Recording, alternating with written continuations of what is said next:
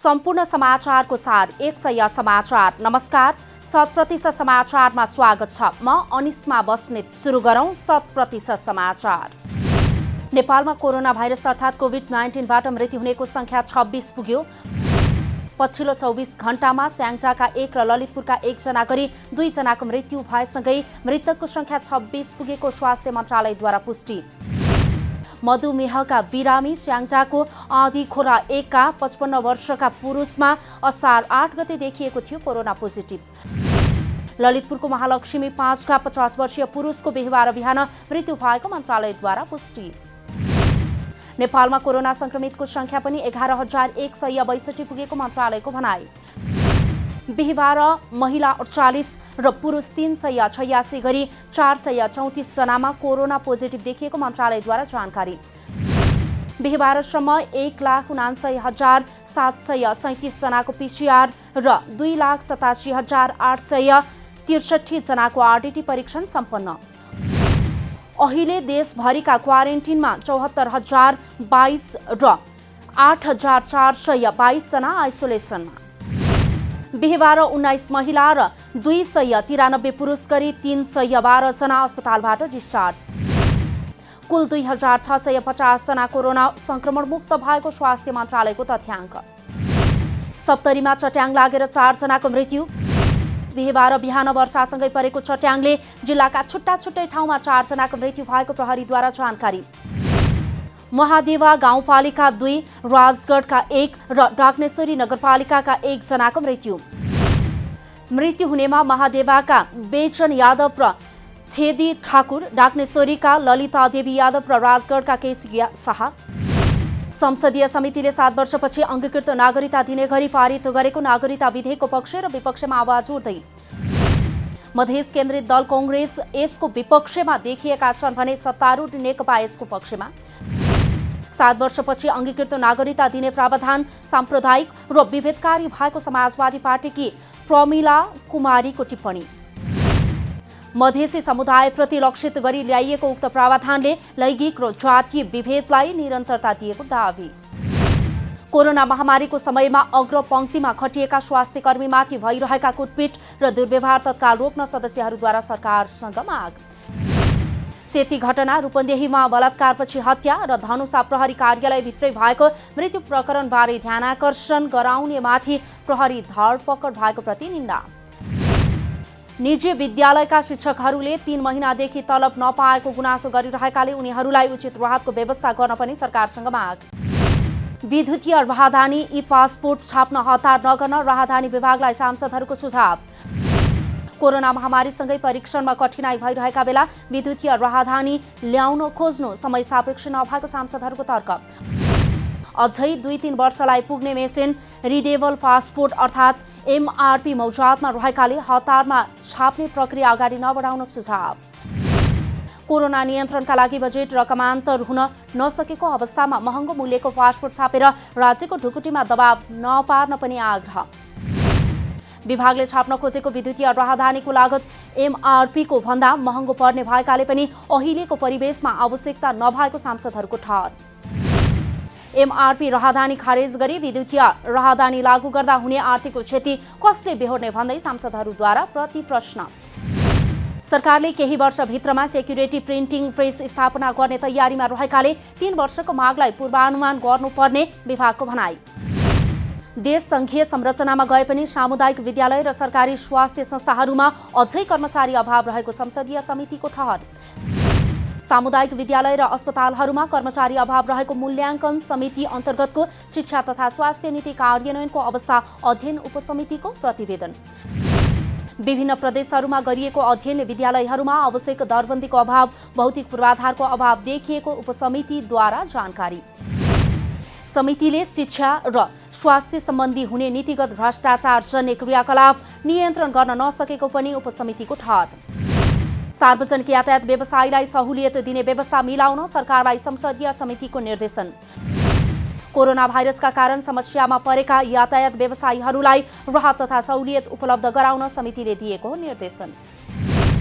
लगानी डुब्ने खतरा बढेकाले व्यवसायीहरूलाई सहुलियत प्रदान गर्न यातायात मन्त्रालय र यातायात व्यवस्था विभागलाई निर्देशन। साना होटल व्यवसायीहरूद्वारा 14 बुँदे माग राख्दै सरकारको ध्यान आकर्षण। तत्काल माग सम्बोधन नगरे आन्दोलन गर्ने होटल व्यवसायीहरूको चेतावनी। कोरोनाका कारण सबै होटल बन्द भएको तर सरकारले साना होटलहरूलाई बेवास्ता गरेको गुनासो।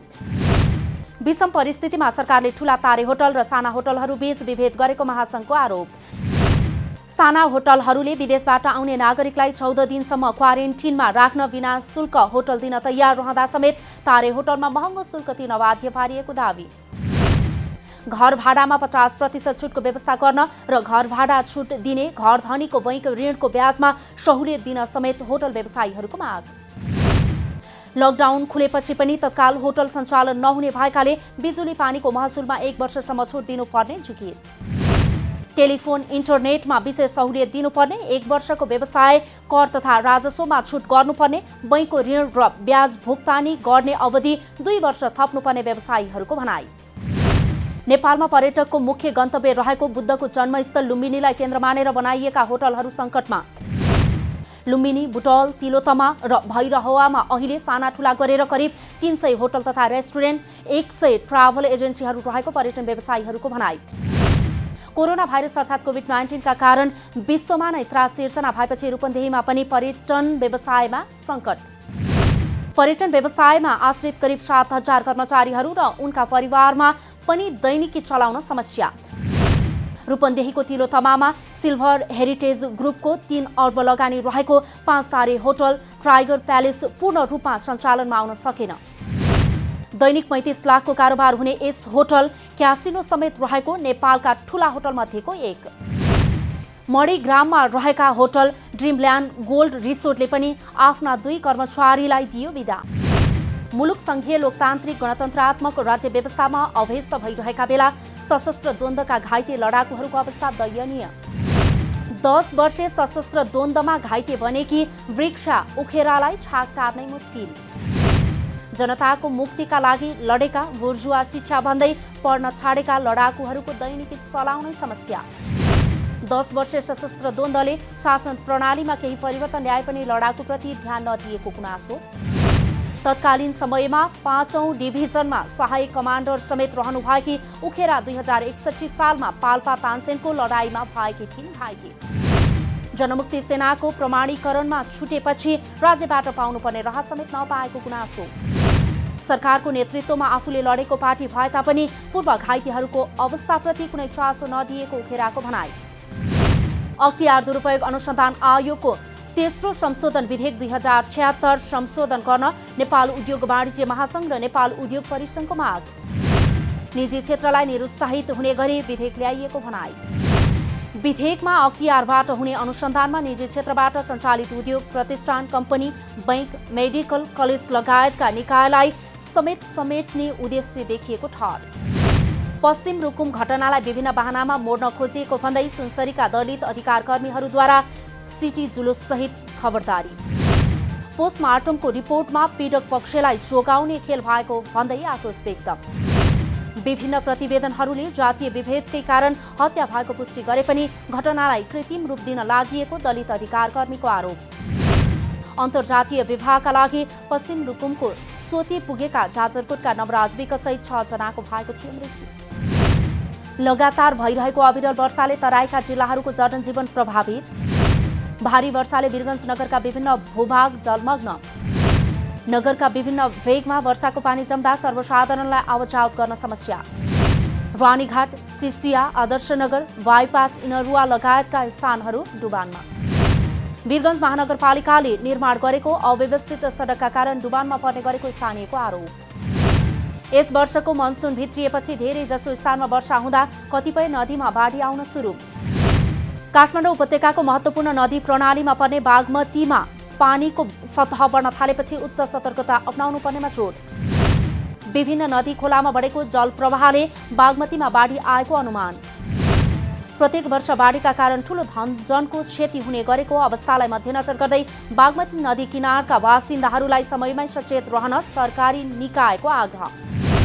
भोजपुरको पौवादुङमा गाउँपालिकामा सञ्चालन भइरहेको छोक्ला छरछरे खानेपानी आयोजनाको 70% काम सकियो। पौवादुङमा वासीलाई तोकिएको समयमा पानी वितरण गर्ने लक्ष्यका साथ काम भइरहेको निर्माण समितिको भनाई। चामताङ आसपासमा रहेका स्थानीयहरूले अहिले अस्थायी रूपमा पानीको प्रयोग गरिरहेको जानकारी। पानीको जोह गर्नका लागि 3 देखि 4 घण्टा लगाएर कुवा र धारा खोज्दै हिँड्नुपर्ने अवस्था अन्त्य हुने भएपछि स्थानीय पनि खुसी। बिहीबार नेपाली बजारमा सुनको मूल्य स्थिर। बुधबार छापावाल सुन प्रति तोला 91,100 रुपैयाँमा किनबेच भई कायम गरेको रेकर्ड बिहीबार पनि कायमै। बिहीबार तेजाबी सुन प्रति तोला 90,665 रुपैयाँमा कारोबार। चाँदीको मूल्य भने तोलामा 10 रुपैयाँले घटेर प्रति तोला 935 रुपैयाँमा किनबेच भएको नेपाल सुन चाँदी व्यवसायी महासंघद्वारा जानकारी। कोरोना भाइरस संक्रमणको जोखिमका कारण बन्द हवाई उडान सञ्चालन हुनु पूर्व बुद्ध एयरद्वारा अभ्यास। सरकारले डाउन प्रोटोकल बनाएर हवाई सेवा सञ्चालनको तयारी गरेसँगै बुद्धले उडान पूर्व गरेको हो अभ्यास। उडान सुरु भएपछि कुनै संक्रमित यात्रु जहाजमा भएको अवस्थामा अरूलाई संक्रमण फैलिनबाट रोक्न सकियोस् भनेर अभ्यास परीक्षण गरिएको जानकारी। आन्तरिक उडान करिब 40 दिनपछि सुरु हुने भए पनि अभ्यास निरन्तर जारी रहने बुद्ध एयरको भनाई। नियमित उडान सुरु भएपछि आवश्यकता अनुसार यात्रुलाई सेनिटाइजर र मास्क दिने व्यवस्था पनि गरिएको जानकारी। अमेरिकी राष्ट्रपति ट्रम्पका पूर्व राष्ट्रिय सुरक्षा सल्लाहकार माइकल फ्लिनलाई लगाइएका केही अभियोग खारेज। डिस्ट्रिक्ट अफ कोलम्बियाको सर्किट कोर्ट अफ अपिलले फ्लिनमाथिको अभियोग खारेज गर्ने पक्षमा गरेको हो निर्णय। गलवान उपत्यकाबाट भारतीय सैनिक तथा पोस्टहरू हटाउनुपर्ने चीनको माग। वार्तामा दुवै पक्ष अहिलेको तनाव शान्तिपूर्ण रूपमा समाधान गर्न भने सहमत। कोरोना भाइरसको संक्रमणबाट गम्भीर बिरामी भएकाहरूको जीवन रक्षाका लागि मेडिकल अक्सिजन महत्त्वपूर्ण रहेको डब्ल्युएचओको भनाई। संक्रमणको दर अहिलेकै अवस्थामा बढे अक्सिजनको अभाव हुन सक्ने भन्दै चिन्ता व्यक्त। धेरै देशमा मेडिकल अक्सिजन पाउन मुस्किल हुन थालेको र यसले गर्दा कोरोना भाइरस विरुद्ध अभियान कमजोर बनाउने डब्ल्युएचओको भनाई। विश्वभर अक्सिजन दिने मेसिनको समेत अभाव हुन सक्ने डब्ल्युएचओको चेतावनी। प्रत्येक हप्ता 10 लाख बढी नयाँ संक्रमित देखा पर्दा विश्वमा 88,000 बढी अक्सिजन सिलिन्डर र 6.20 लाख क्युबिक मिटर अक्सिजन जरुरी पर्ने जानकारी। 14,000 अक्सिजन दिने मेसिन 120 देशमा पठाउने तयारी भइरहेको डब्ल्युएचओको भनाई। अर्को हप्ता विश्वभर कोरोना भाइरसबाट संक्रमित हुनेको संख्या पनि 1 करोड पुग्ने डब्ल्युएचओको प्रक्षेपण। इङ्ल्यान्ड महिला क्रिकेट टिमका पूर्व कप्तान कियर कनर मेरीलिबोन क्रिकेट क्लबको अध्यक्षमा नियुक्त। विश्वकै पुरानो क्रिकेट क्लब एमसिसीले कनरलाई नयाँ अध्यक्षमा गरेको हो चयन। इटालियन सिरी ए फुटबलमा एटलान्टाद्वारा लाजियो 3-2 गोल अन्तरले पराजित। एटलान्टाका मार्टिन डी रुनको आत्मघाती गोलले लाजियोले गरेको थियो सुरुवात। 100% समाचार अहिलेलाई यति नै। जनताद्वारा जनताका लागि प्रसारित जनता टेलिभिजनका कार्यक्रमहरू युट्युब, ट्विटर, फेसबुक र हाम्रो वेबसाइट जनतासमाचार.com मा पनि पढ्न र हेर्न सक्नुहुनेछ। सूचनामा तपाईको सहभागिता, सबैमा समाचार, हाम्रो प्रतिबद्धता। नमस्कार।